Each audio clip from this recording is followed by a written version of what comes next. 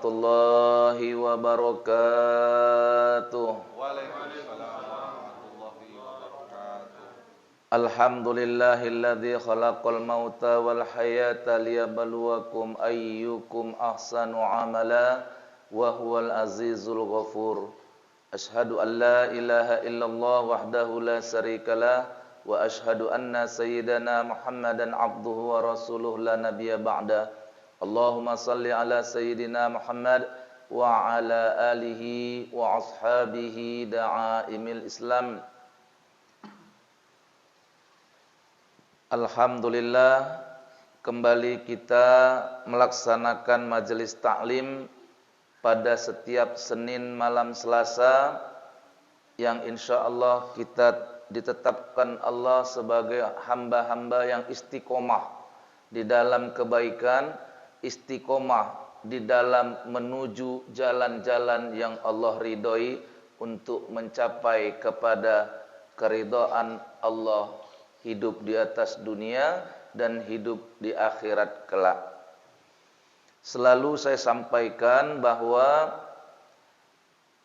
orang-orang hakikat yang hidupnya dengan zikirullah itu sudah merasakan aroma surga sejak dia hidup di atas dunia ini. Sehingga diyakini oleh orang-orang ahli hakikat ini bahwa surga Allah itu bukan hanya nanti di akhirat setelah mati saja. Jadi ada 3 fase surga ya. Surga dunia, surga barzah, dan surga akhirat. Bagaimana posisi atau kehidupan kita lebih lanjut surga dunia, surga barzah, dan surga akhirat, insyaallah akan kita sampaikan nanti pada kajian kita berikutnya. Apa tanda-tanda orang yang masuk ke surga nanti di akhirat, dan apa tanda-tanda orang yang mendapatkan surga di atas dunia ini. Selama ini kalau kita sebut surga dunia itu identik dengan kemaksiatan. Itu keliru. Ya, ada orang berbuat maksiat katanya inilah surga dunia. Padahal itu neraka dunia. Berbeda surga dunia menurut orang-orang ahli hakikat wal ma'rifat dengan orang-orang awam yang berbuat zolim terhadap dirinya. Orang-orang yang berbuat zolim ini mengatakan bahwa perbuatan maksiat, maaf, ya, apa saja kemaksiatan itu, minum sampai mabuk, main judi di kafe-kafe sampai mabuk, sampai tenggen, mampu dia memeluk-meluk perempuan, laki-laki tidak lagi menjaga adab, bukan saja aurat yang dibuka, bahkan hubungan-hubungan yang tidak layak dilihat oleh mata pun dibuat dengan kebebasan seperti itu. Dia merasa itulah kenikmatan dunia, padahal itulah neraka dunia. Nah, bagaimana merasakan dunia itu sebagai surga?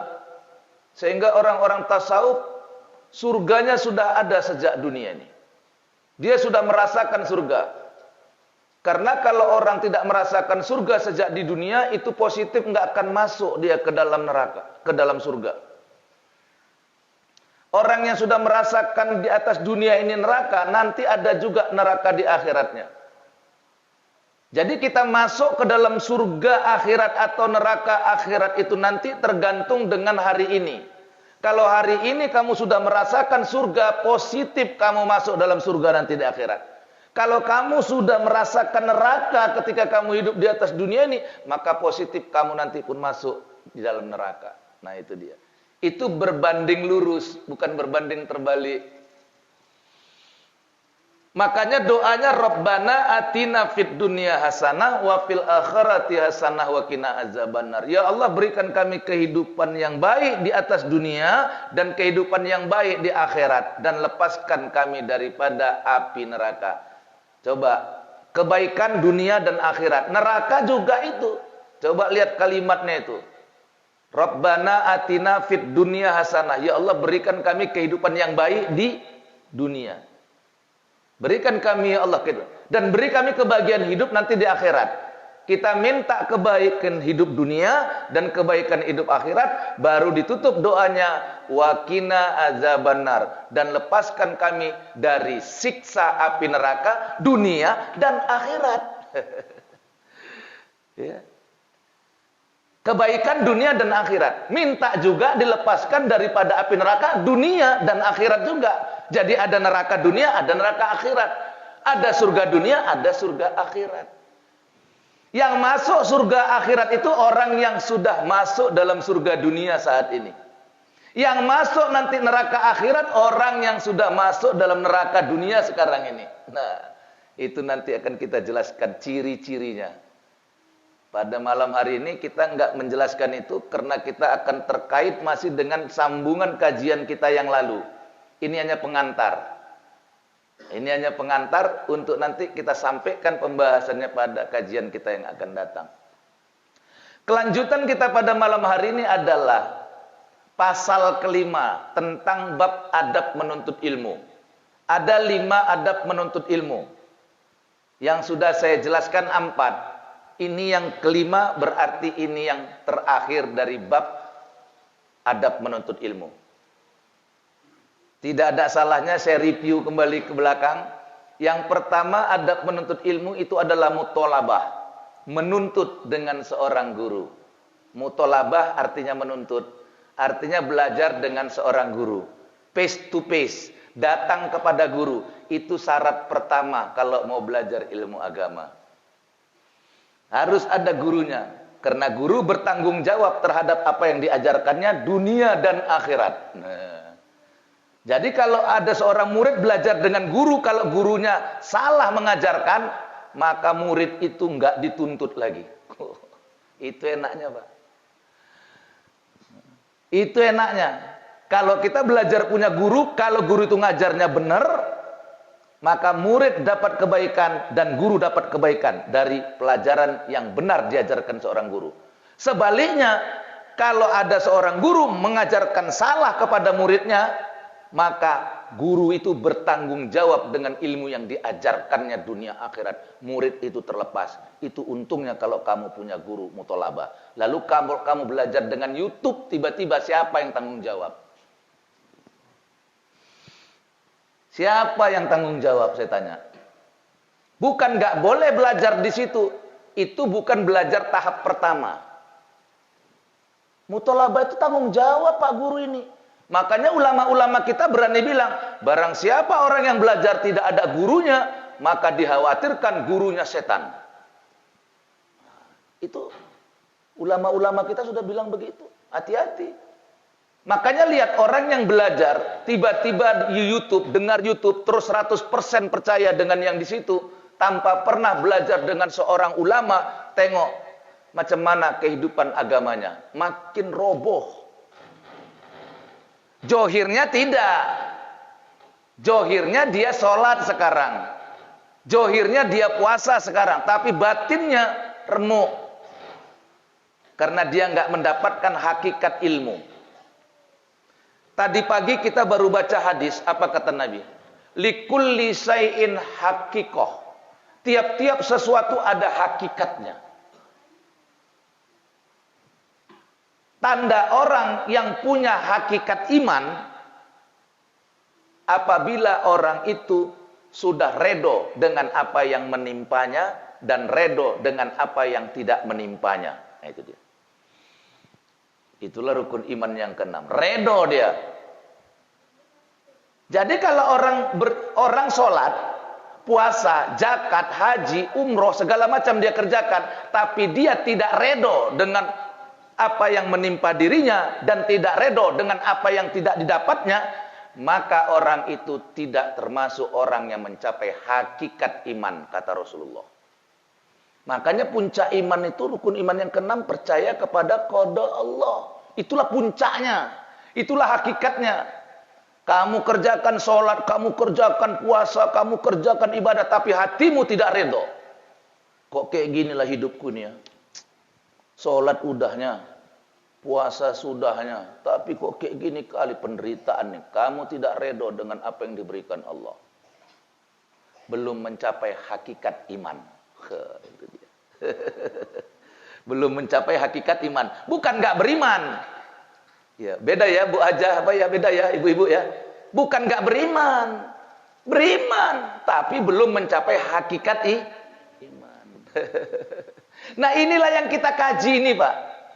Inilah yang saban malam Selasa yang kita kaji, datang jauh-jauh tengok. Ada yang naik kendaraan bermesin, maaf, yang jauh juga hadir. Ada yang datang naik sepeda ini kemari.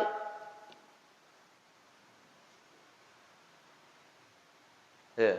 Coba sekarang ya, jujur, di mana ada pengajian sekarang itu jarang mencari orang yang belajar datang naik sepeda, itu jarang itu. Coba.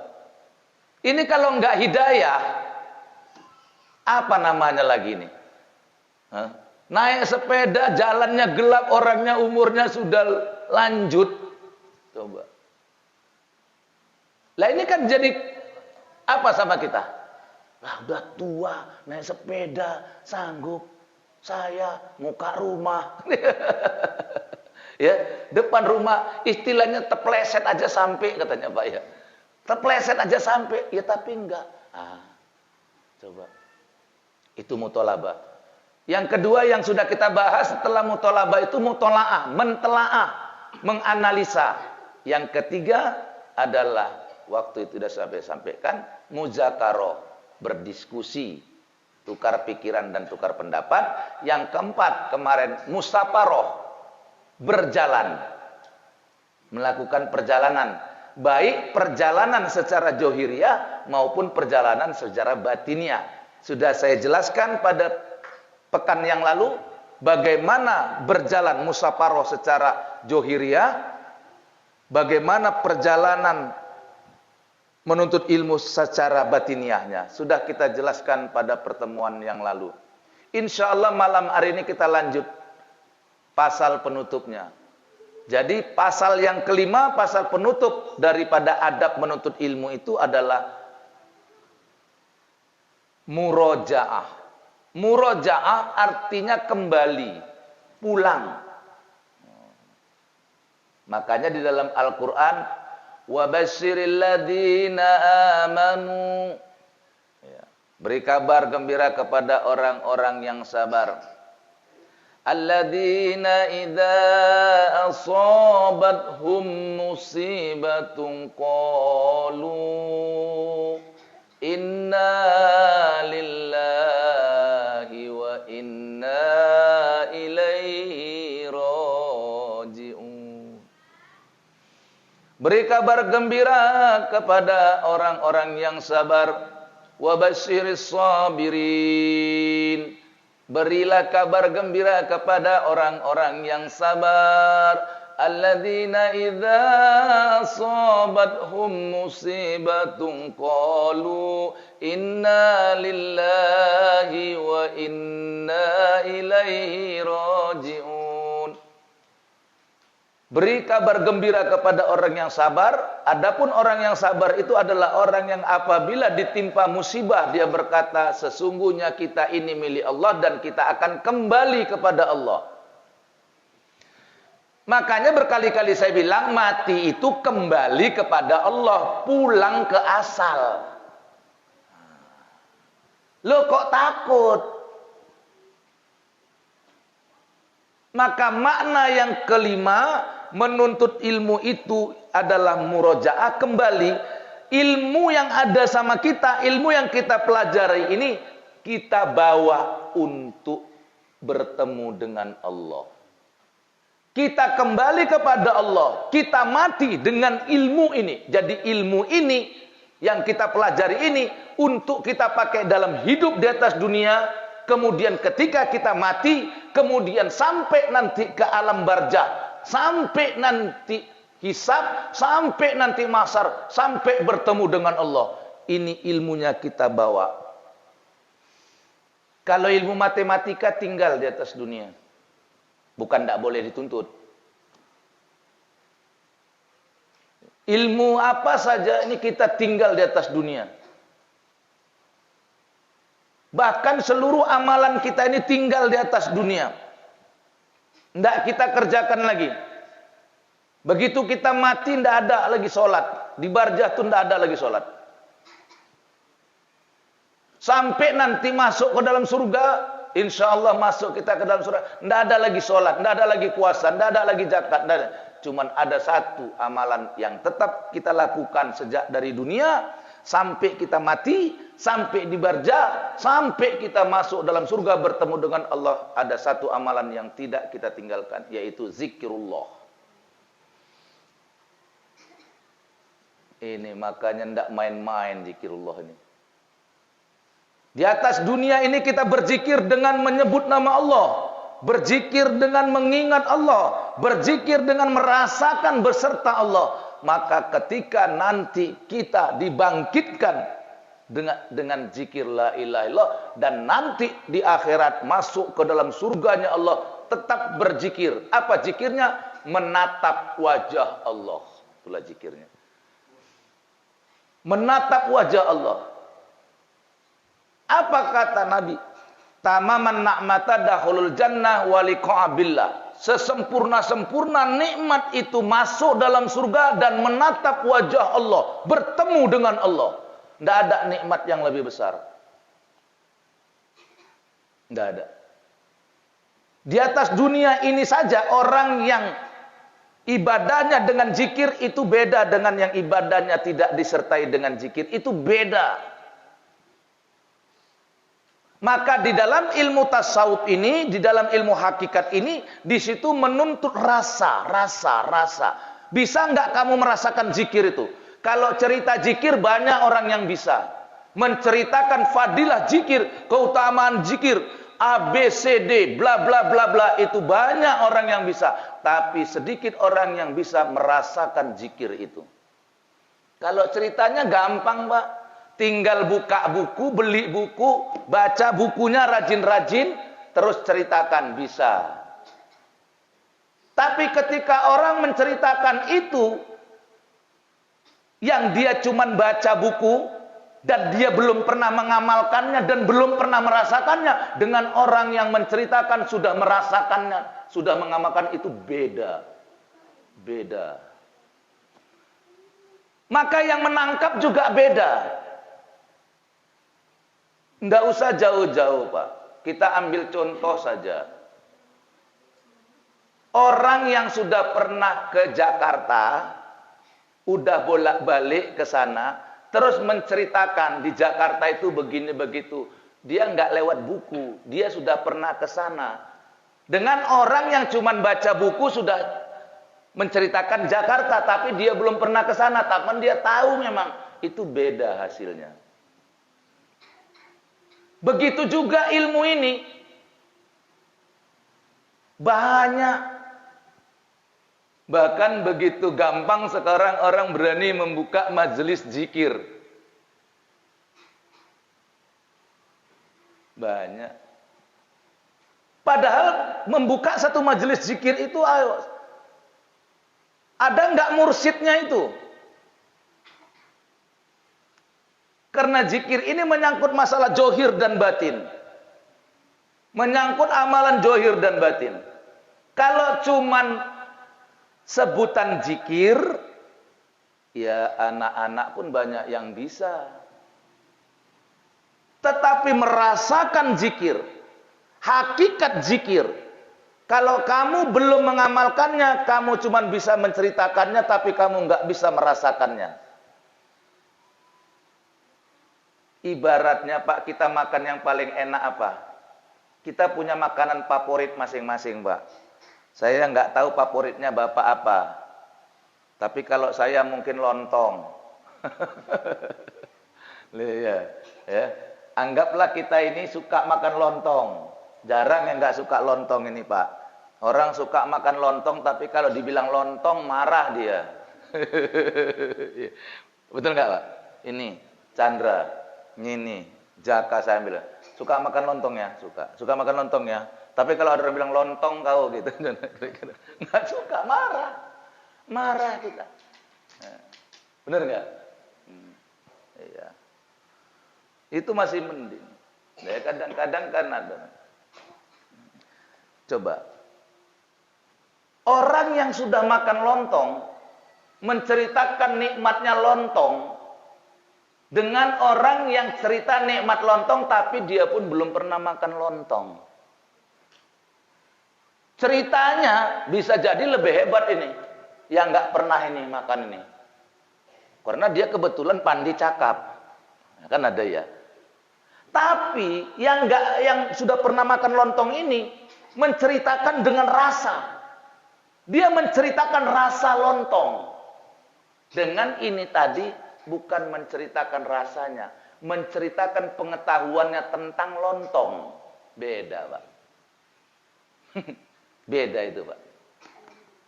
Makanya orang yang zikir itu duduknya beda dengan duduknya orang yang tak berzikir. Jalannya orang yang berzikir berbeda dengan jalannya orang yang tidak berzikir. Bicaranya orang yang berzikir berbeda dengan bicaranya orang yang enggak berzikir. Beda. Nah. Jadi dengan ilmu itu kita pulang kembali. Sebelum kita kembali dengan al-maut tadi kita sudah bolak-balik ke sana. Mutu qabla anta mutu, matikan dirimu sebelum mati. Supaya nanti waktu mati tahu jalan. Sebetulnya kita mati pindah alam, Pak. Pindah alam. Makanya waktu berzikir itu fadhkuruni adzkurukum washkuruli wala takfurun. Maka berzikirlah kamu kepadaku dan aku akan berzikir kepadamu. Bersyukurlah kepadaku dan jangan engkau kufur kepadaku, kata Allah dalam surat Al-Baqarah ayat 152.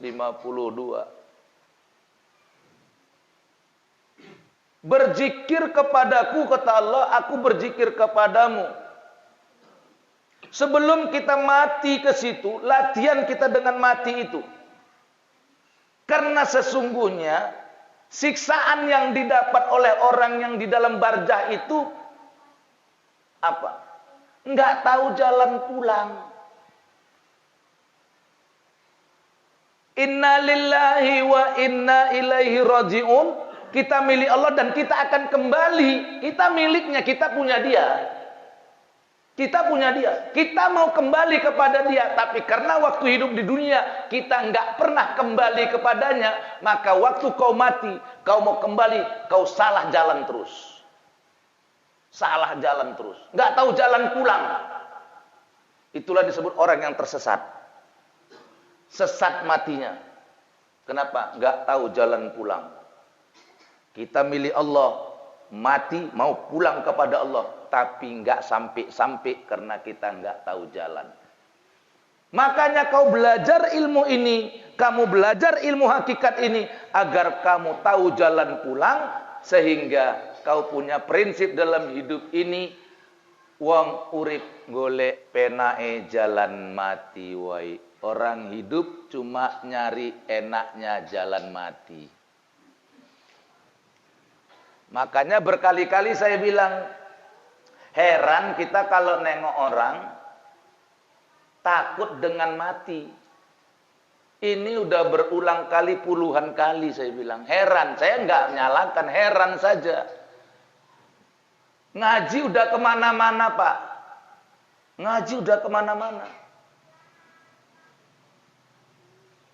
Tapi mati masih takut. Makanya saya bilang, ketika engkau ingat dosamu, menangislah engkau. Maka makna dosa bagi orang-orang yang ahli hakikat ini bukan tiket masuk neraka, beda. Kalau orang awam, dosa itu tiket masuk neraka, bagi kita bukan. Dosa itu dinding, red. Dinding dalam ma'rifatullah. Itu makna dosa bagi kita, Pak. Beda. Kalau orang awam, dosa itu tiket masuk neraka. Karena banyak dosa masuk neraka. Masuk neraka. Kita beda. Kita nggak mau nyalahkan, tapi beda kan boleh, Pak.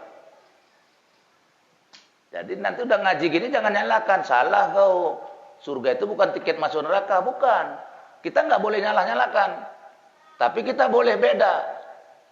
Bagi kita, dosa itu bukan tiket masuk neraka. Dosa itu dinding kita. Semakin banyak dosa yang kita bikin, semakin tebal dindingnya. Semakin tebal dindingnya. Buatlah maksiat, semakin tertutup makrifat kepada Allah. Baik maksiat johir, baik maksiat batin, Pak. Masya Allah. Tapi semakin kita singkap dosa itu, dread, zikir, dread, zikir, dread, zikir, dread, zikir. Semakin tipis, semakin tipis, semakin tipis dindingnya. Akhirnya dinding itu lenyap, dread. Macam layar dibuka saja, ya Allah. Tafakkaru fi khalqillah wala tafakkaru fi zatihi. Pikirkan tentang ciptaan Allah, jangan pikirkan tentang zatnya, maka nampaklah bagimu hakikat Allah, bukan zat Allah. Kamu menatap hakikat Allah, bukan zat Allah. Lah kalau orang nggak belajar ilmu ini, sholat aja banyak yang syirik kok. Kau macam mana supaya khusyuk? Ini kalau nggak belajar. Oh, supaya khusyuk. Kalau saya itu nengok, saya bayangkan alif lam lam ha. Tulisan Allah itu saya bayangkan dalam sholat. Susuk saya. Syirik itu. Jadi kalau kamu sholat memandang tulisan Allah, kamu bukan disuruh memandang tulisannya. Itu makhluk.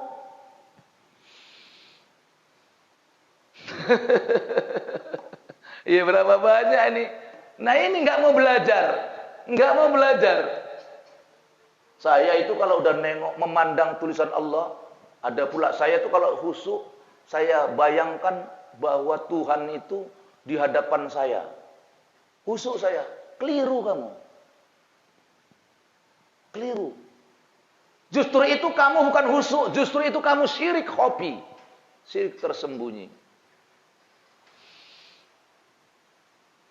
Masa ada orang sholat khusyuk? Apalagi orang sholat khusyuk membawa foto. Jeret. Tak foto siapalah. Coba. Kesenyum-senyum Robin. Ada yang pernah dengar begitu? Hah? Ada? Ada pernah? Lah kita nggak mau nyalahkan lagi, tapi kita jangan seperti itu. Ngaji sama saya itu kan enak. Ada, ya udah nggak usah disalahkan. Cuman kita nggak itu, paham ya Pak ya? Itu, Pak. Segala sesuatu yang kau bayangkan, maka di dalam sholat itu kau bukan membayangkan zat Allah, kamu bukan membayangkan tulisan Allah. Kamu harus murojaah di situ. Kamu harus kembali kepada Allah. Kembali apa? Coba buka Quran.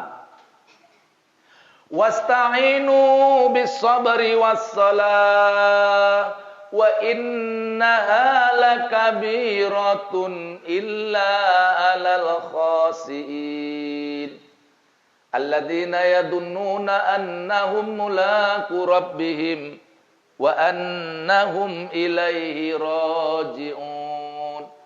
Dan jadikan sabar dan sholat sebagai senjatamu. Jadi kita dikasih Allah senjata dua, sabar dan sholat. Wa innaha lakabiratun illa 'alal khasiin. Tetapi yang demikian itu berat. Jadi memang untuk menjadikan sabar dan sholat itu berat, itu Allah udah bilang. Jadi kalau ada orang yang berat sholat, udah maklum kita itu. Ini ngaji nih gini Pak.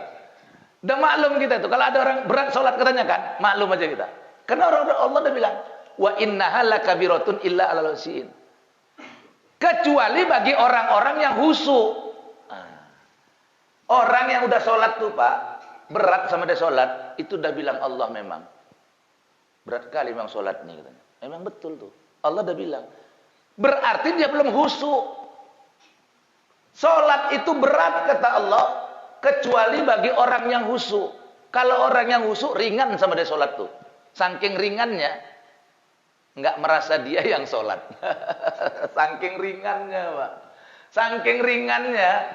Nah inilah sholat yang khusyuk tadi. Inilah sholat orang yang murojaah. Bukan awak yang buat.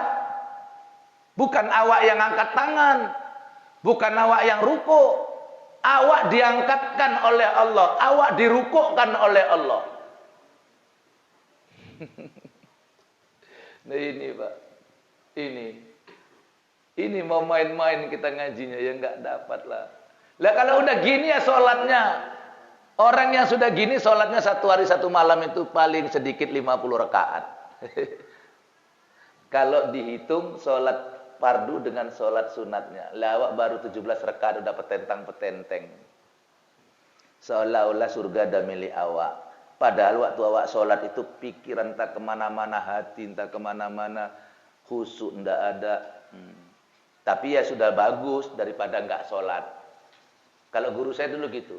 Orang yang nggak sholat, orang yang sholat nggak khusyuk itu udah bagus daripada nggak sholat. Orang yang nggak sholat pun sudah bagus karena nggak ganggu tetangganya. Udah bagus juga nggak ganggu daripada udah nggak sholat, nggak khusyuk, gangguin tetangganya. Ya kan, nggak aman tetangganya kan ada yang gitu. Nah, bagaimana ciri-ciri orang yang khusyuk? Alladzina yadunnuna annahum mulaqu rabbihim wa annahum ilaihi rajiun. Jadi ciri orang yang khusyuk 2 di sini. Ciri orang yang khusyuk itu dia merasa waktu sholat itu bertemu dengan Allah. Di situ. Waktu dia mulai sholat itu dia merasa ini ingin maka dia cari pakaian yang terbaik. Dia perbaiki dirinya secara johir karena dia mau menghadap Allah. Lah ini mau sholat pakai kaos kampur sama kaos sasa. Bukan tidak boleh Pak. Kalau masih ada pakaian kita yang lebih bagus, masa pakai pakaian begitu kita menghadap Allah. Lah kamu kalau menghadap kepling aja pakai baju kampur sama ban swalu pun kamu nggak sedap rasanya. Ini menghadap Allah. Alladzina yajunnuna annahum mulaqu. Orang yang khusyuk itu adalah orang yang merasa ingin bertemu dengan Allah. Merasa bertemu. Ini saya sholat subuh ini mau ngadap Allah, mau bertemu Allah nih. Bertemu. Makanya aku itu kadang-kadang geram juga, ya. Maksudnya gini, kok nggak sepakat. Orang kok sekarang sibuk geser-geser sajadah, Pak. Katanya arah kiblat udah berubah. Lah kamu itu sholat ngadap kiblat apa ngadap Allah? Kok kiblatnya ini yang sajadah yang digeser? Ada nggak Pak? Ada kan? Masjid yang digeser-geser sajadahnya. Saya nggak marah, nggak ngelarang. Cuman saya heran saja. Orang ini kok geser sholat, kok geser-geser sop, geser-geser ini. Karena kiblatnya udah berubah. Lah kiblat berubah, Allah kan nggak berubah. Apa Allah itu di atas? Apa Allah itu di bawah? Apa Allah itu di kanan? Apa Allah itu di kiri? Coba. Nanti kita bahas. Jadi merasa bertemu dengan Allah. Alladzina yajununa annahum mulaqu rabbihim wa annahum ilaihi rajiun, dan mereka itu merasa ingin kembali kepada Allah. Jadi latihan kamu mati itu adalah dengan sholat kamu merasa kembali kepada Allah. Alladzina yajunnuna annahum mulaqu rabbihim wa annahum ilaihi rajiun. Yang pertama kamu merasa ingin bertemu dengan Allah dan akhirnya kamu kembali kepada Allah. Apa arti kembali dalam sholat itu? Semuanya ini, gerakan ini, bacaan ini, semua perbuatan Allah ke dalam diri kita, jeret. Allah yang berbuat. Itu bukan disuruh mandang-mandang tulisan Allah. Allahu Akbar. Tidak ada daya upaya kecuali dengan Allah. Tidak bisa ngangkat tangan, Pak. Tidak bisa. Kalau kamu merasa kamu mengangkat tanganmu, maka ada dua kekuatan, syirik. Syirik itu bukan tidak mengakui Allah, Pak. Bukan. Itu kafir. Orang syirik itu mengakui Allah ada, tetapi dia sekutukan Allah dengan yang lain. Itu syirik. Jadi syirik dalam sholat itu. Allahu Akbar. Inilah kalau sholat orang-orang yang sudah bagus macam aku nih. Bacaan tidak ada duanya. Di kampung ini mana ada orang yang kayak aku bacaannya. Berkata-kata dia begitu. Masya Allah. Makanya sampai kalau kita sudah innalillahi wa inna ilaihi raji'un dalam sholat kembali kepada Allah. Allahu Akbar. Itu bergerak sendiri. Positif. Bergerak sendiri. Allahu Akbar itu rukuk sendiri. Arti rukuk sendiri tadi itu maknanya kamu nggak berusaha untuk rukuk. Dirukukkan oleh Allah. Red. Ya kita sholat itu kadang-kadang datang. Assalamualaikum, assalamualaikum, masya Allah. Nikmatnya luar biasa. Jadi ketika orang sudah mencapai khusyuk itu setelah dia selesai sholat itu yang datang kenikmatan yang luar biasa. Itulah makna kembali, murojaah. Kembalikan ilmu kita itu untuk merasakan mati. Maka sebenarnya mutu qabla antamutu, matikan dirimu sebelum mati. Di dalam sholat itu pun kamu sudah belajar mematikan dirimu. Orang yang mati itu tidak ada nafsunya lagi, Pak.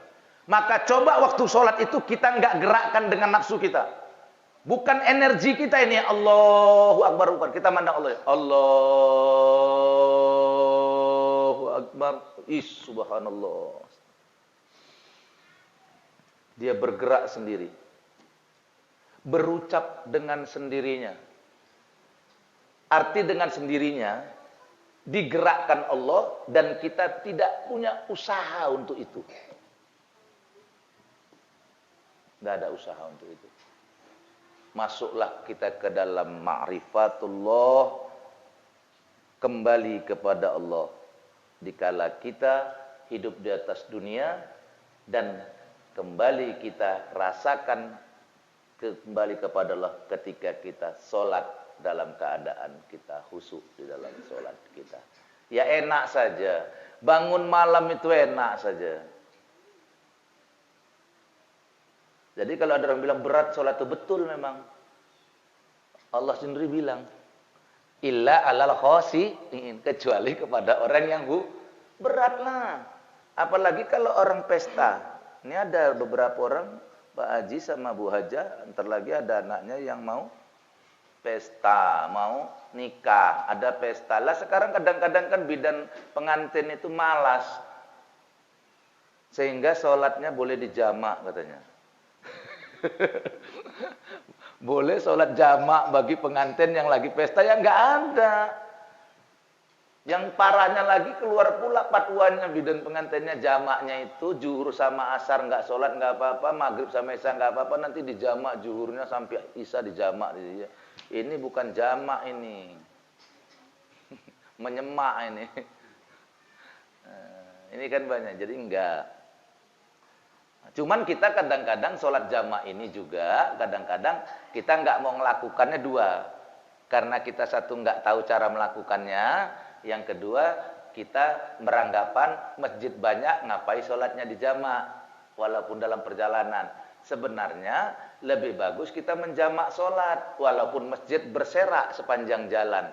Dibaguskan, lebih bagus kita sholat jamak. Karena sholat jamak itu adalah hadiah Allah kepada musafir. Kalau kita nggak ngambil hadiahnya, berarti kita sombong. Itu ya. Baik, ini yang dapat kita sampaikan pada malam hari ini. Alhamdulillah, mudah-mudahan ada berkahnya, ya. Mudah-mudahan ada manfaatnya.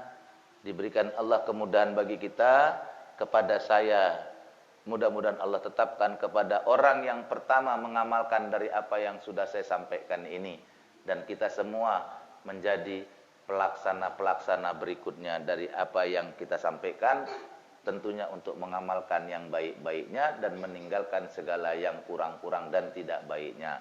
Demikian billahi taufik wal hidayah. Wassalamualaikum warahmatullahi wabarakatuh.